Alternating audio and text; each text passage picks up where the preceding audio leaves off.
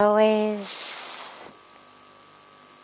always love it when the universe gives us beautiful examples of that which we teach about. You know, you can give theoretical, philosophical teachings, but it's always so beautiful when the universe actually gives you examples.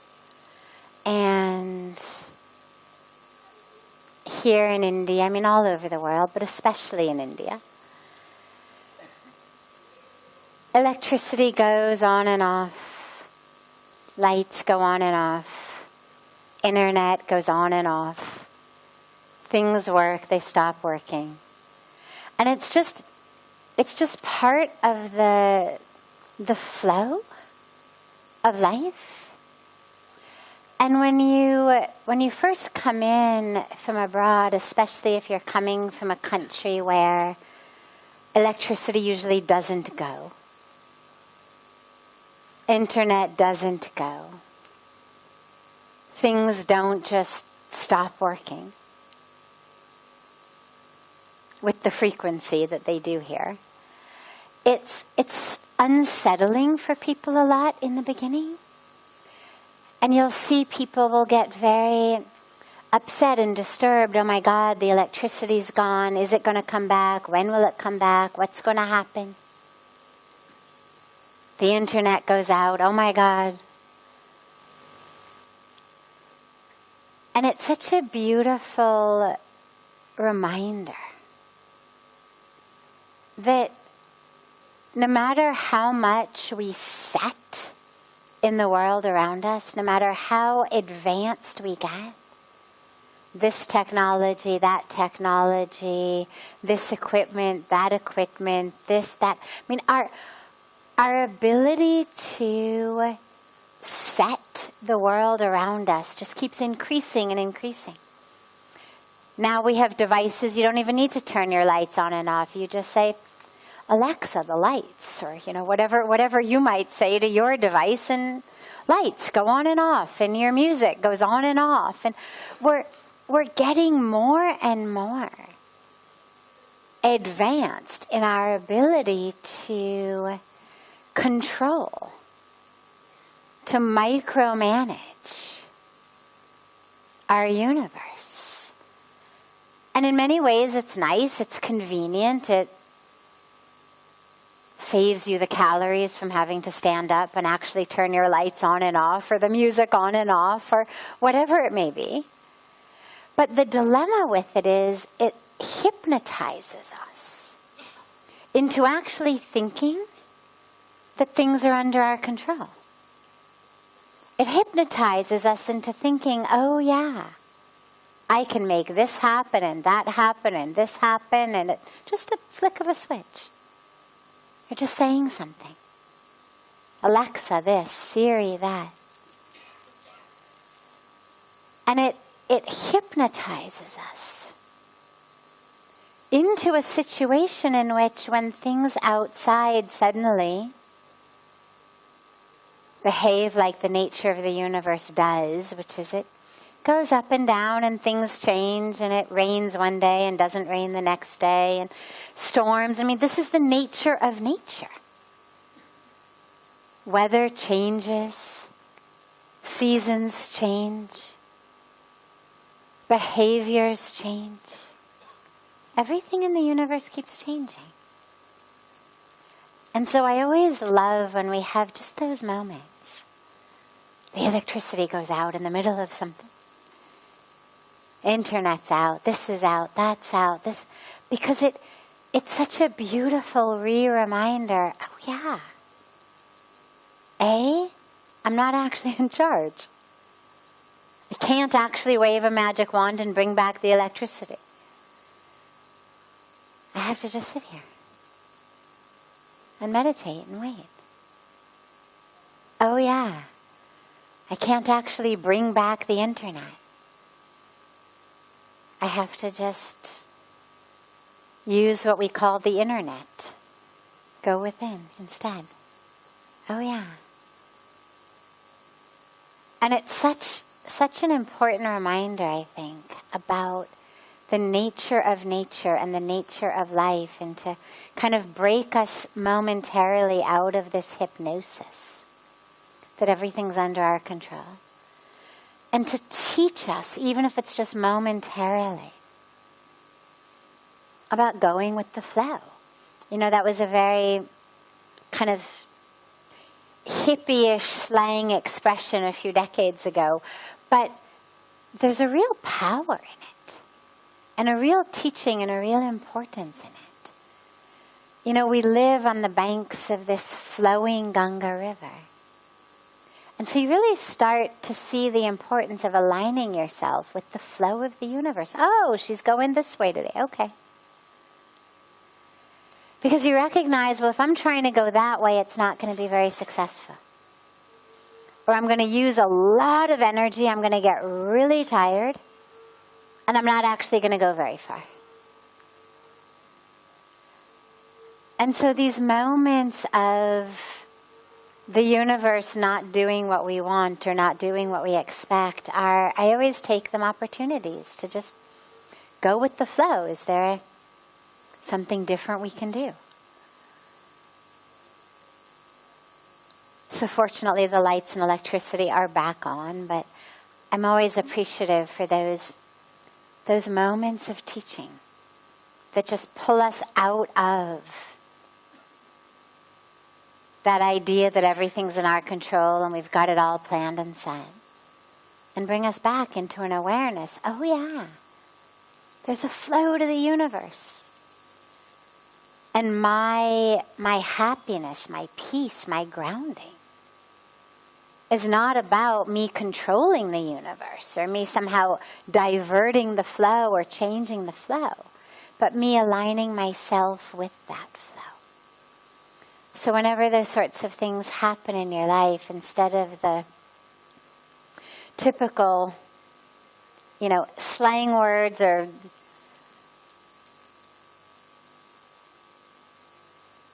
curse words that may come out of our mouth at the moment, or even just, oh God. Instead of that, just take it as, oh, thanks for the reminder. Yeah, all right. Let's go with the flow 101. And just take life like that. Whenever it doesn't go your way, just assume this is go with the flow 101 class. And how are you going to do? So, we all passed tonight with beautiful flying colors in our meditation, but it's a great lesson for life. And starting as usual with a question that's come from our internet audience joining us from all over the world.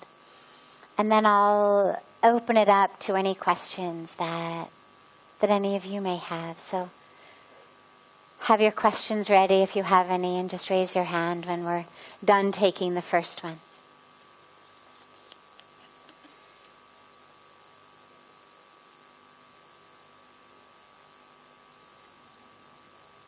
What do you think are the limiting beliefs about spirituality that cause harm?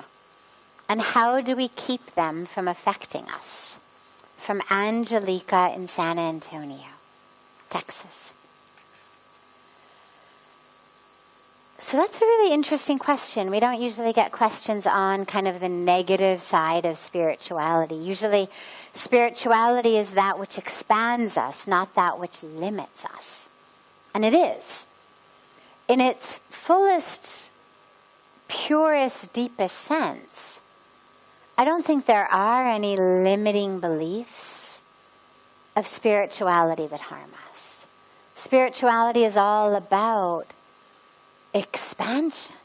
It's all about truth. It's all about letting go of falsehood and limiting beliefs. But I certainly see ways in which spiritual teachings could be co-opted without great wisdom, without real understanding. in ways that could limit us. So for example, in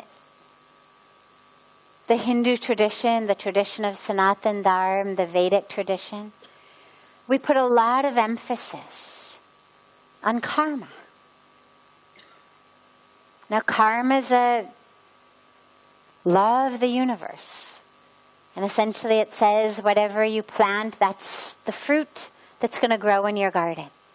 Whatever actions you do, they will have repercussions in your life.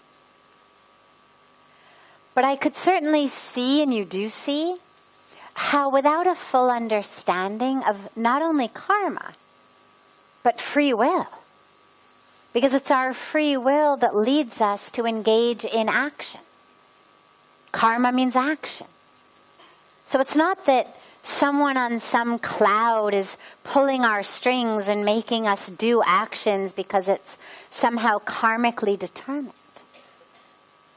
Our own free will is that which is leading us to create choices, decisions that lead to actions, karma, that lead to consequences, what we call the fruit of the karma. But without wisdom and understanding, karma can absolutely become an excuse. People can say, oh, well, I guess I'm just not meant to succeed. I guess it's not in my karma. Which isn't actually even semantically a right use of the word, but you hear people say it all the time. Oh, I guess I'm just not meant to be happy. I guess I'm just not meant to succeed. I guess I am only meant to suffer or fail. I guess that's what is in my destiny or my stars. I guess because of my karmic past, I am only meant to fail, suffer, lose. And that's a limiting belief. It's false.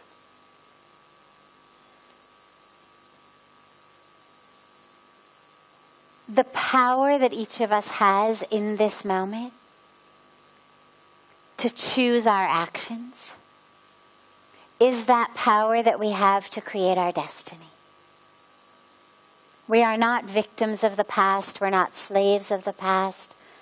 The past has not written the future in stone, because that ignores the present. And in this present is when we are engaging in action that is creating and determining our future. But it requires wisdom. So yeah, you can always co-opt or misunderstand spiritual teachings. But ultimately, I wouldn't worry. Spirituality does not cause harm. Do not enter a spiritual path trepidatiously with any hesitation or concern. Spirituality is that which frees us, expands us, not that which limits us or contracts us, unless you have so completely misunderstood something. But that's why we have beautiful teachings, beautiful teachers, beautiful wisdom. So if you ever feel like some aspect of your spiritual path is limiting you in some way, or that there's some spiritual truth that you think is a truth, but it's actually limiting you, re-examine it. Because if it's really true, it will set you free, not limit you. The truth never enslaves us, never paralyzes us. It always empowers us and frees us. So it may just mean that you need to dive deeper, you need to find deeper teachings or a deeper teacher to help you get free. But a very interesting and unusual question. So thank you to Angelica. Any questions here? Yes. He's running after you with the microphone. There you go. Yes. Which tools can we use to avoid validating our actions against the outside look? Which tools can we use to avoid validating our actions against the outside look? Against the outside? Look. Yeah. The outside, the other look. The people. Okay, I understand. How can we avoid acting in ways in accordance with just how people will look at us? Is that what you're asking? Yeah. So how do we live with our truth rather than based on what people are looking? Yeah. Great. Okay.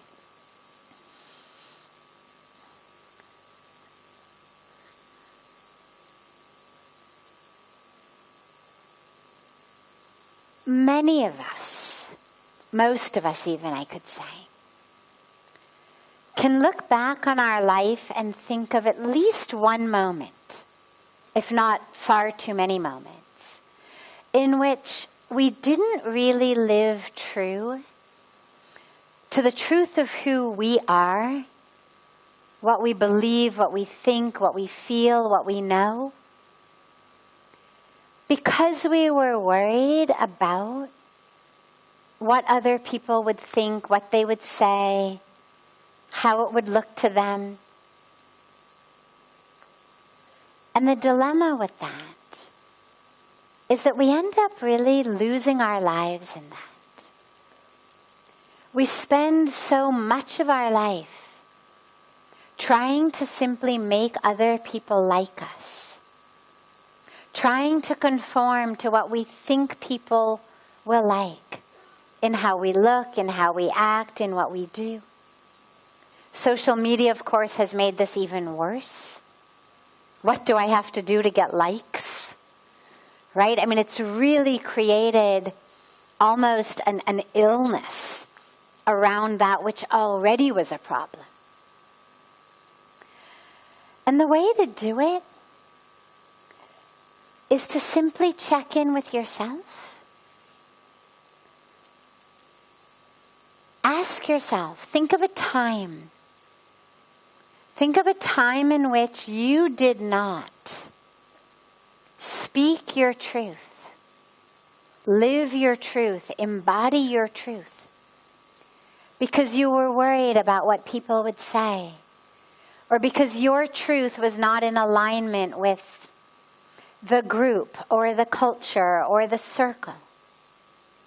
Now just remember how that actually felt inside you. What's the inner feeling? You tell me, how does that feel inside? How does it feel inside when you don't live your truth?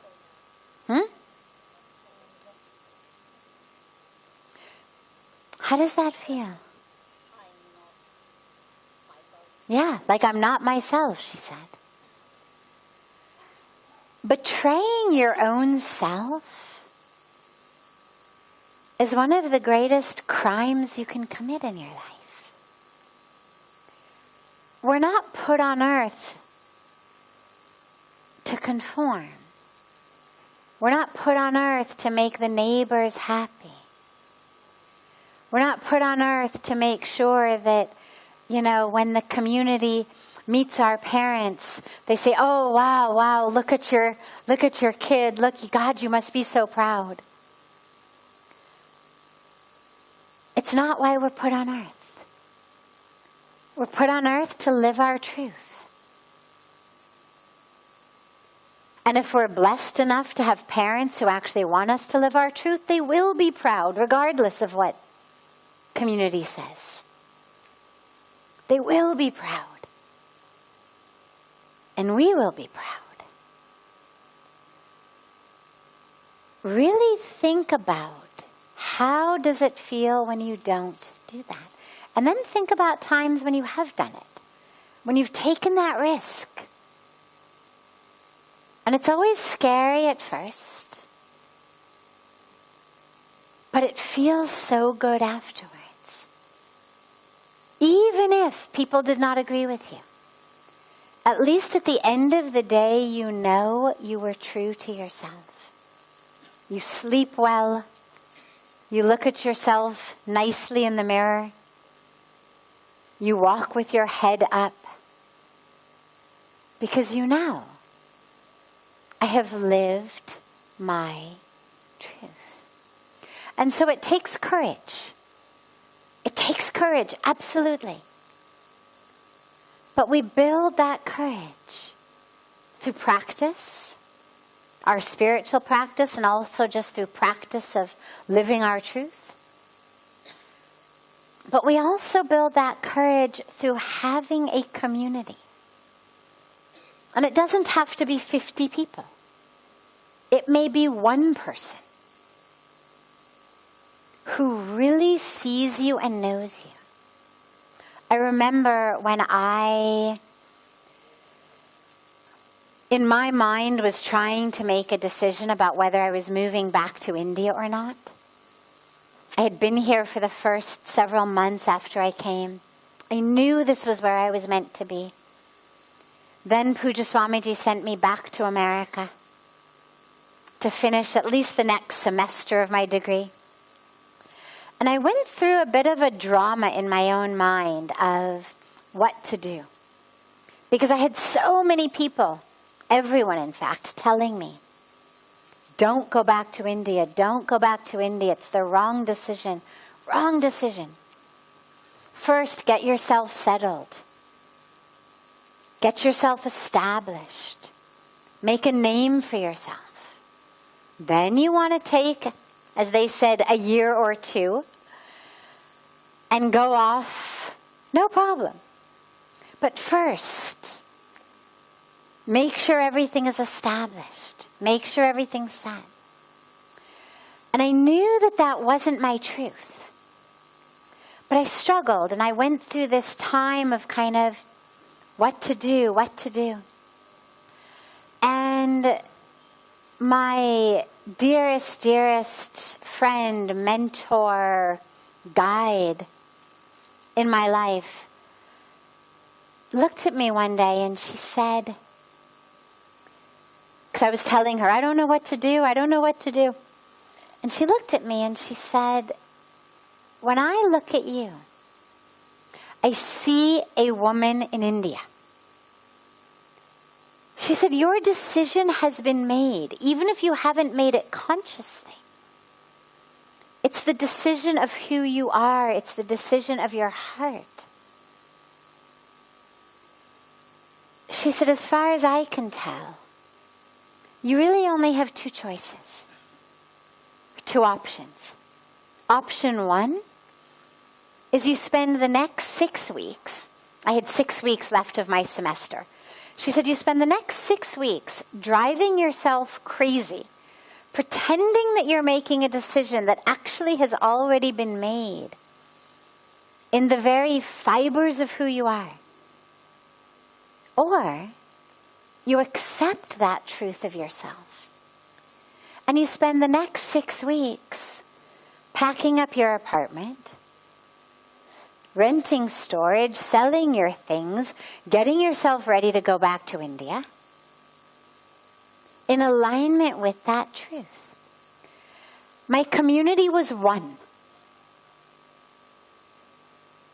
Actually, I take it back. It was two. There was another wonderful mentor who also, but they were both people who were much older than I was. Not peer group, not family, not people at school, not my regular circle of friends or community. 100% of every one of them who said, not a good decision. But that's the point. You don't need a community of 50. If you can have at least one person who will serve as simply a container for the truth of who you are. It's all you need. At least one person to see you. Really to see you in your truth. It can be a friend. It can be a family member. It can be your pet. It can be the tree in your backyard. It can be a teacher, a mentor, a therapist, a guru. It can be any one of a whole variety of different roles in our life. But it's really helpful when you're struggling in that way. Slowly, slowly, you will find it just within. But when you're struggling, it's really helpful to have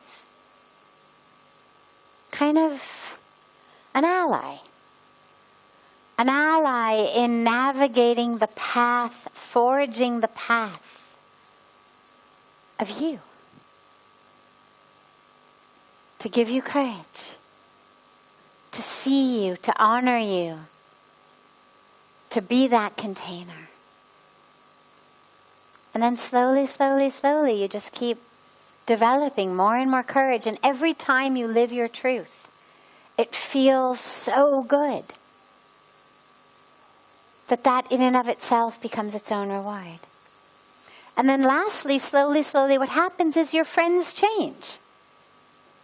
And you no longer find yourself surrounded by groups of friends whose values and ethics and priorities are so vastly different from yours that you have to negate yourself in order to stay friends with them. Your friend circle changes because you realize, I don't want to be surrounded by people for whom I need to negate my true self. And even if I go from 50 friends to one friend, it's worth it. Because I never want someone to need me or encourage me to negate myself. Beautiful. Other questions? Yes. At the ceremony, you were mentioning how being kind and soft doesn't equate to weakness, which I really resonate with. And in a world where there are people with not the best intentions, how do you protect yourself while maintaining soft and kind inside? Great.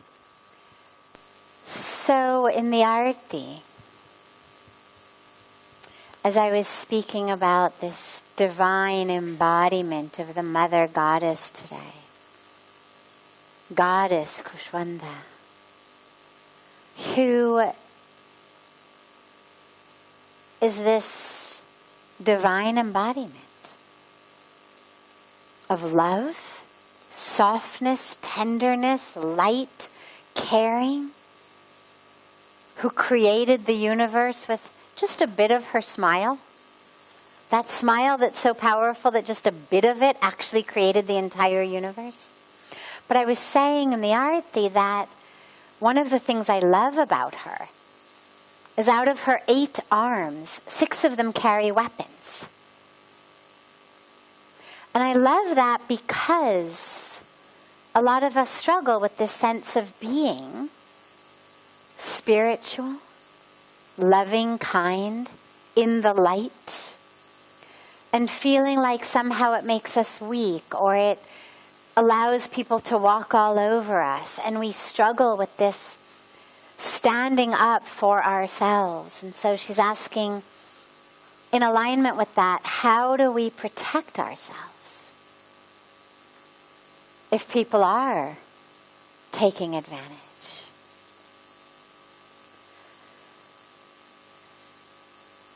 So it depends on the situation. In most cases, I would say avoid those situations if you can. Not if it requires you to be severely inconvenienced, But for example, if there's a park that you walk through on the way to work, and one day you're walking through the park and a mad dog bites you. We say mad dog because the poor dog, it's not his fault. He's sick, he's got rabies, that's why they bite like that. Okay. So you got attacked by this mad dog. Now, I would strongly suggest that you not walk on that path again tomorrow. Not because the dog is bad, not because you're weak, but because it's very likely that you again will get hurt by that dog. As long as the dog is there, I would suggest to you, again, assuming it doesn't really thoroughly inconvenience you, that you take a different path to work. However, what if that's the only path? What if you've got to walk that way or quit your job? Well, then you figure out a way to protect yourself against the dog. You don't want to hurt him. We're not going to poison him. We're not going to take a baseball bat and beat him or a gun and shoot him. Maybe you're going to wear, certain things around your legs to keep you from being bitten, right? I remember, there were days in kind of the punk rock dressing days where people would wear these things with like spikes on their legs. Well, maybe you want to get yourself a pair of those, just to wear through the park. Maybe you want to carry a stick, not to beat the dog with, but just to protect yourself. We have monkeys here all over the place, as you may have noticed. And one of the best ways to protect yourself against the monkeys is with a big stick. Again, not to use to beat the monkeys, but you use it to beat the ground. And the monkeys understand, or maybe you wave it in the air. And most of the time it works to scare off the monkeys. So we would work on ways that you could protect yourself. And the ways are going to depend based on what it is that's attacking you. A mad dog in the park, okay, we have one way. A person at your work, another way. A person in your family, another way. But what's important is that you figure out, how can I protect myself? If it's purely an energetic situation, because a lot of times we may need energetic protection, that it's not that someone is actually physically harming us or cheating us or betraying us or stealing from us, but it may sometimes simply be someone's energy. It may be the way they treat us. Again, to whatever extent possible, avoid if you can. If it's not too inconveniencing, if it doesn't require you to leave something you love. No need to provoke people unnecessarily. Like the dog bites because it's sick. People hurt others because they are also sick. And that's really important to realize. We only give to the world what we have. If I am filled with love and joy and peace, that is what I'm going to share with the world. If what I'm sharing with the world is aggression and violence and harm, physically, emotionally, mentally, verbally, it's because that's what I have in me. So you recognize that they are sick, meaning don't try to provoke them. It's not about winning a battle with them. It's about navigating a situation without getting sick, without getting impacted by their illness. If someone has the stomach flu, you don't hate them, but you don't go up really close and like tickle them and wait till you get vomited on. You understand this person's got the stomach flu, like they keep vomiting all over the place. Why do you want to provoke that person into vomiting on you? You don't. You'll love them or respect them or care for them, but you need to protect yourself. One of the ways to do that on a purely energetic level is what I call the wetsuit technique, and it's one of my favorite techniques. It's very easy and no one has to know you're doing it. In your morning meditation, or just before you're going to go into that situation, envision yourself literally putting on a wetsuit. Now, a wetsuit works in a very interesting way. It doesn't keep us dry. What it does is it lets in a tiny little bit of water that our body heat warms up, and then that tiny little bit of water stays in the wetsuit close to our bodies when we go into the cold ocean. So we are in a cold ocean, but actually we are surrounded by warm water. And so what you do is you zip up the wetsuit. And then you spend a moment or two filling it energetically with your energy. Your energy of joy, of love, of peace. And you fill that entire space in your spiritual cosmic wetsuit. And then you walk into whatever situation you need to walk into. Not trying to change them, not needing to fight them. Scuba divers don't worry about warming the ocean. They just need to warm a tiny bit of water in their own wetsuit to stay warm in the ocean. And in the same way, don't worry about changing that person,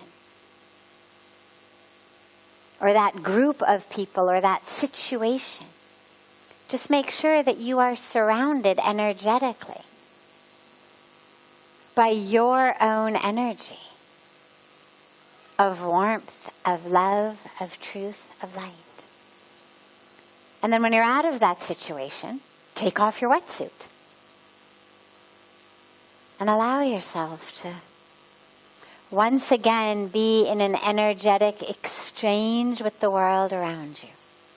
So you don't want to move through the world feeling that protected, but just in the situations where you need to, you use it.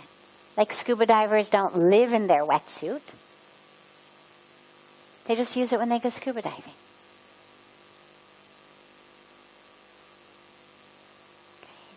Other questions? Yes.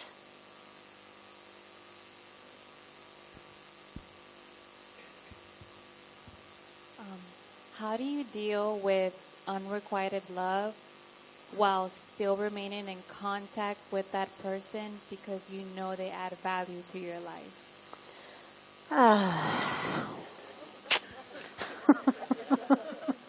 Right? I mean, we've all been there. Unrequited love, it's so hard. It's so hard. And how do you deal with that when you want to keep that person in your life? You don't allow their lack of love for you to stop you from feeling love. Love is the most extraordinarily powerful, healing, exhilarating, uplifting, enlightening energy in the body. Just because someone doesn't love me back or love me in that way,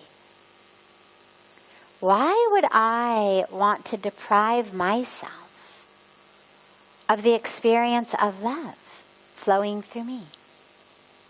Now, that's more difficult than it sounds, of course, because you need to add in an element of no expectation and non-attachment to your love. Because mostly when we love, it comes with an expectation that you will love me back. So your work is not to stop yourself from loving, but to actually allow yourself to love so fully and so unconditionally that what you're loving is soul and essence rather than their personal karmic journey, drama, story at this moment that keeps them from loving you back. So don't try to stop yourself from loving them.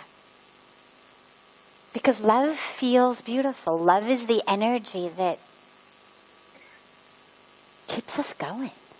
Now ideally the love that flows through us is love for God. There's a beautiful line in the Kirtan that Puja Swamiji leads us in the Arati that says, Sabse unchi prem sagai. And it means the highest form of love is love for God. But until we can get there, we can use the love we have for others to get as close as we can to loving the divine. And if you can love without expectation, without attachment, that starts to get very, very, very close to loving the divine. Because then what you're loving is that person's soul, their spirit, their essence. Their actions, their words may hurt you or infuriate you or frustrate you. But if you can keep loving them, it means you're loving something beyond their words or their actions. And that soul, that spirit, that essence is the divine. So keep loving. Just don't expect. And be focused on the fact that what you're loving is that person's essence, soul, spirit. Not lusting for their body or not expecting a romantic gesture from them. But you are just allowing the experience of love in you to be catalyzed by them. They're just a catalyst. They're a catalyst that brings you into a space of love. And here you are in the space of love. And they don't want to join you in that space. But that's okay. Because you don't need them to. You're able to continue to exist in that space of love. As long as you can do it without the attachment and expectation. Okay. And I know that's a lot harder done than said. But love is a beautiful path. And allow yourself, as you are yearning for them, to ask yourself, what are you really yearning for? I mean, someone who doesn't love you back, on a purely practical level, like why would you want that person? You want someone who loves you. You want someone who sees you. What we're yearning for, all of us, is that connection. And so allow yourself to yearn for that connection. And allow that yearning to take you to God. Allow that yearning for someone who sees you, who loves you, who's always there, to take you closer and closer to the divine.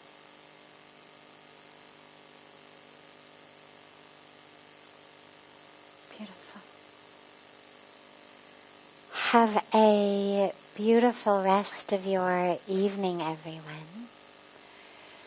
Sorry that we got a late start tonight, but I hope that you were all with us in the Ganga Aarti, where we had the beautiful singing by the very famous singer Kailash Kher, who was with us and sang several songs, and hence the Arti got beautifully late because we had all of these beautiful additions to it. So I hope you were all there, but for those of you who weren't, apologies for being late. Also, we're having a very special Navratri retreat taking place starting from tomorrow here at Parmarth. If you are already registered in it, wonderful, welcome. If you're not and you'd like to register for it, the retreat just runs on a donation basis, as all of the retreats that we do here for. There's no set cost for it. We just are looking to bring inspiration to as many people as possible. It includes days filled with yoga and meditation and different types of teachings and beautiful nature walks and karma yoga and satsang and discourses and so much. And if you can't join us, it runs from tomorrow through the 24th for 5 days. But if you can't join us for all 5 days, don't worry. You can also just join for parts of it. So if you're interested, I'll ask Sevanandaji to kind of hang back for a little while after the satsang to be able to answer any questions that anyone may have and to help people get registered for that. So have a beautiful, beautiful rest of your evening. And I look so forward to being back together with you all tomorrow.